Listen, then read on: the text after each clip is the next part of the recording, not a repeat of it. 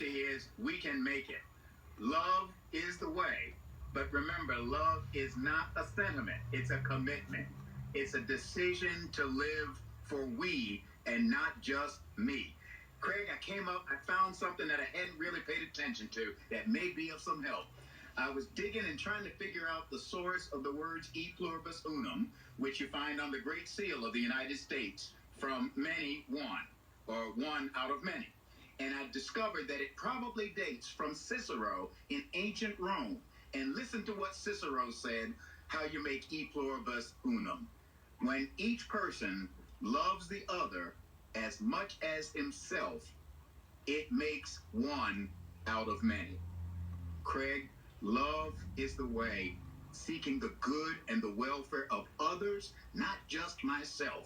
It is the way to make America, America for real. It's the way through this morass, and we can do it. It's a decision, it's a commitment, and if we, the people, make that decision, we can do it. We have to love more. Bishop, our country is so deeply polarized. Americans increasingly living in these echo chambers. We hear only what we want to hear. We watch and listen to things that confirm our worldview. How should people meet their fellow Americans where they are? And how should we talk to people with differing beliefs? You know, I think it starts by inviting the person to be the person and not the political creature, whatever that happens to be. Spend time with each other and say, I want to get to know you as a person, and I hope you want to get to know me as a person.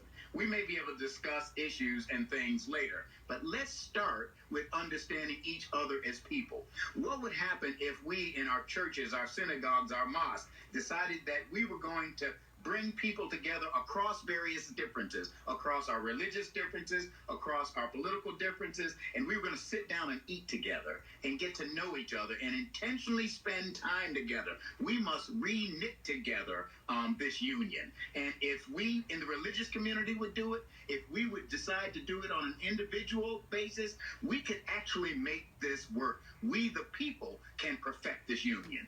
We can do it. You are, a lot of folks may not know this, but you're the son of a civil rights activist. You are, again, the first black man to lead the Episcopal Church. You have worked to further civil rights and social justice issues. You did it long before a lot of other folks showed up to the fight. How should we have this larger conversation about race right now at this inflection point in our country? I think it starts by coming together and actually having the conversation. There are a lot of programs and things that can facilitate these conversations. One, Face the Past. We have a past. That great hymn, Lift Every Voice and Sing, has that verse that says, learning from what the dark past has taught us. We as a nation, black, white, brown, indigenous, Asian, all of us, gay, straight, rich, poor, Republican, Democrat, all of us, face the past. Learn from it. Don't run from it. Learn from it.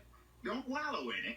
And then learning from it, turn in a new direction and make a decision that we are going to work together to build the kind of America where, as the old slaves used to say, there's plenty good room for all of God's children.